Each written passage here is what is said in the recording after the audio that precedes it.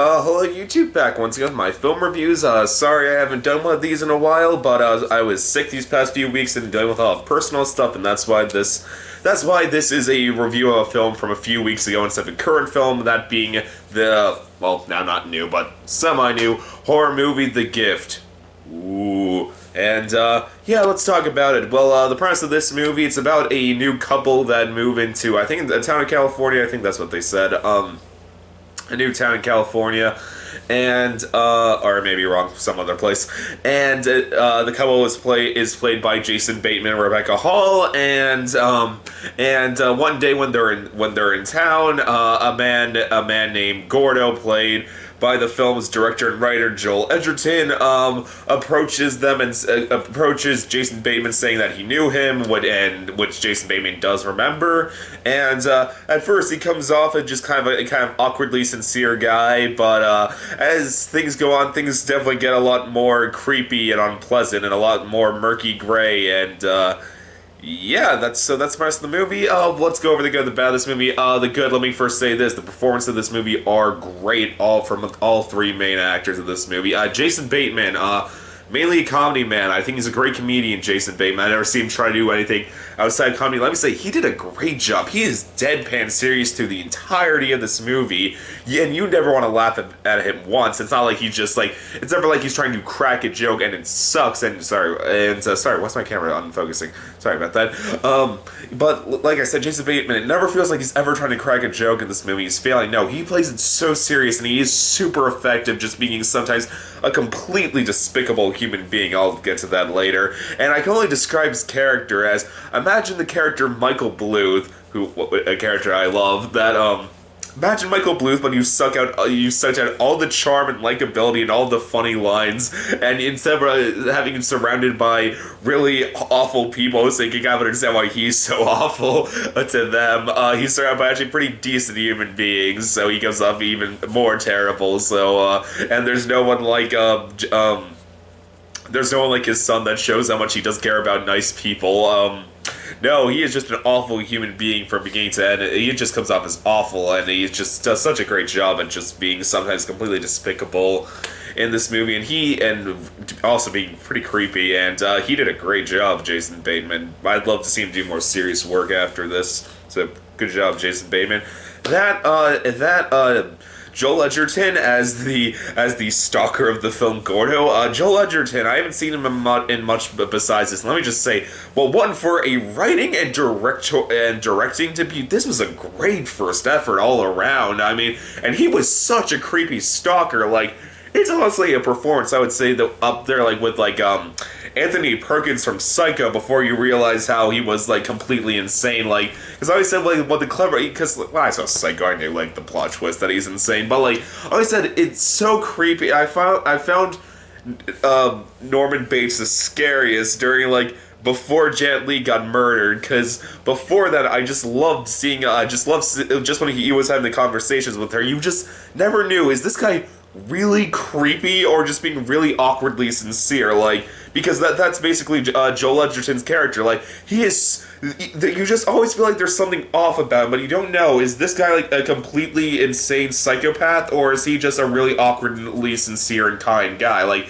you don't know in this movie, and he, for a good part of this movie, and it does just make the scene so much more uncomfortable with him, like, if he has like a second agenda during all of this. And yeah, he is, honestly, I would put him next to, like, Anthony, probably not next to, very close to something like Anthony Perkins from Psycho. It was just such a great and unpleasant performance. And finally, the third lead, Rebecca Hall, as Jason Bateman's wife. Rebecca Hall, even though the characters of Jason Bateman and Joel Edgerton's character aren't very likable through this movie, Rebecca Hall just did a great job being the one coming off as sane human being, observing and, like, all this madness and terror, and she did give a very likable performance from beginning to end in this movie. You really did care about this character, and she definitely did, I would say, hold the film together on the ground side. If you would just Jason Bateman and Joel Edgerton, it would probably have been a bit too unpleasant of a movie. No, having this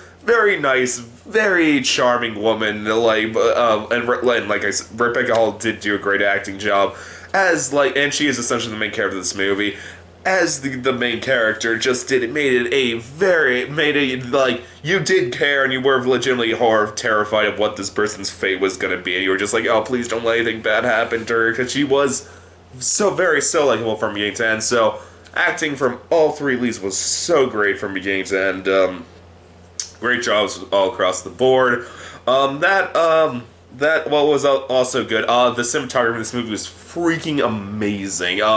Just so many great shots in this movie, because like that definitely does just like trigger that feeling. Like sometimes you're just afraid, like the feeling you just wonder if somebody's watching you, because like there's so many great shots, like how like you'll just see someone like staring to the side, and they'll be like over here just like staring to the side, and there'll be all this empty space next time. You'll just see an open window, and you're just wondering, is somebody out there? You're just waiting in such anticipation. Is someone going to come out there? And it is legitimately horrifying cinematography. Like, there's so many shots, like great POV shot. I'd say like the biggest scare of the movie is the scene where you see someone's perspective from a shower. That was wonderful. Such a great shot in that scene, and that there's so many scenes where it'll just be like the shot will just be in a hallway, and you'll just see a character walk down it, and it won't follow the character. The shot will just stay there, and you're just wondering, like, when like they go left or like right into another room, like, oh god, is something horrible gonna happen in between then? So wonderfully horrific cinematography from beginning to end. Definitely gave the film a very uneasy feeling, and that, and the third big thing I gotta say that was great about this movie was the script for the most part. The script was the very clever thing about this movie. I thought this movie was gonna suck when I first saw the trailer, because I was like, wow, that looks like every other stalker film ever made. But the thing that made this film really clever is the first half is essentially every stalker film ever made, but it's a very well done version of that, so it already was good. But then the second half, when you start to, I'm not going to go into spoilers here, but like, when you start to learn some backstory, you start to learn like how nice some of these characters are, like, and like what are like their true agendas, like you really aren't sure who you're like supposed to root for, and like who's the true like insane psychopath out of these characters. And it really did give you just like this uneasy feeling. Like, there are scenes like I did legitimately like feel bad for the stalker Gordo. I was just like, oh, Gordo, that's, I'm sorry. It's this movie is good at just being so just so gray, and who's supposed to be, well, except for Rebecca Hall, I guess, but with like Jason Bateman and Joel Edgerton, you're never sure who's the good guy here, who is the villain, and who's the good guy. Like, it is very, very uncomfortable from beginning to end on that ground. So, yeah, that, and I gotta talk about something. There are 2 jump scares in this movie, and they are so great. And I know I've said in past film horror movie reviews I've done that I hate jump scares. Here's the thing. I mainly hate jump scares when you can do a jump scare, in my opinion, if you do it once or twice in the movie. If it's 1 or 2 times, and the scare is not the fact that it just suddenly just pops up, it's just like, boo, ah. Like, I hate that, because like I just feel like I feel like the creators just did not want to create an atmosphere or anything. They just thought they can scare the audience by just making a loud noise. No, the thing that the jump scares are great in this movie, because when they happen, they're happening. Like, you know something's gonna happen, because like it's just like this really long, quiet shot, but it doesn't allude to anything, or like it slightly alludes. You know something's there. You know something is about to pop out, and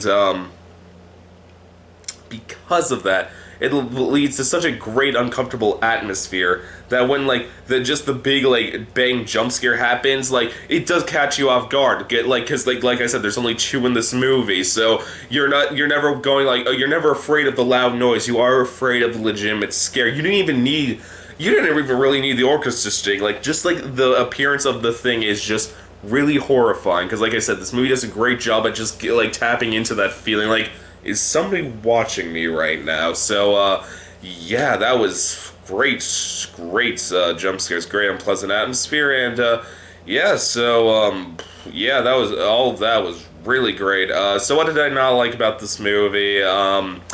My biggest complaint with this movie was I found the plot incredibly predictable. even though I said the second half kind of goes against expectations for what it's going to be, every single big reveal I was able to call way before they happen. Like I won't say what they are because I know a lot of people were caught off guard by some of them, but like basically all of them, I was like, let me guess, and I was like, yep, that's it. Like, I don't know if I just seen too many of these kind of movies, or like I don't know, I just was good at guessing this one, but I just found all the script really predictable from beginning to end. I was like, I was not caught. Like, the big reveal at the end of the movie, I called like an hour before it happened, and I was like, yeah, that did not catch me off guard the slightest. So yeah, that I would say if for my main issue of this movie, I just found it incredibly predictable. But yeah, but I gotta say that's really my only complaint. That and maybe the movie may have dragged on a bit too long. Just a bit too long. It could have been a bit shorter, in my opinion. And I thought there were just a few too many scenes of that characters just standing in long, lasting shots of just like nothing happening. I was just like, yeah, you could have chopped this movie down a bit. Oh wait, I forgot to mention one last thing for Ghost in the movie, just to show how smarter of a horror movie this is than most modern horror movies nowadays.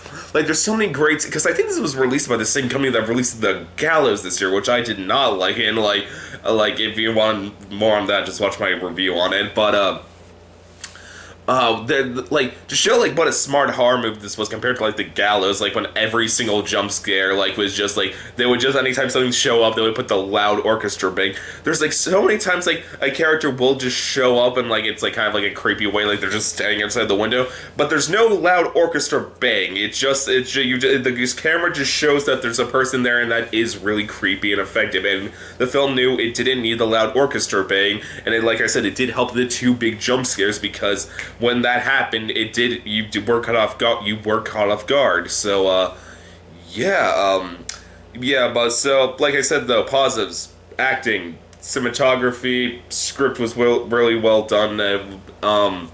My only my complaints with this movie was I found every review very predictable, and I felt this movie could have been a bit shorter. But those are really my only complaints.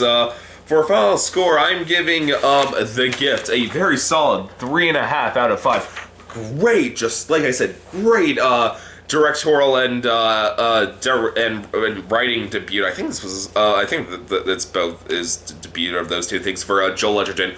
Wonderful job. I hope he has a great career after this. This is a great first effort. I wouldn't say this was my favorite thriller of the year. I still say that honor goes to It Follows, because the ambiguity of It Follows I just found so creepy in that movie, and even though I gave them the same score in my review, no, I would say It Follows was actually an 8 out of 10 now that I think about it more. But so all I can say, if you haven't seen it, definitely go see it. It's definitely a really effective horror movie that will leave you a bit shaken after you see it. So YouTube, as always, please subscribe, and I will see you next time. Okay, bye.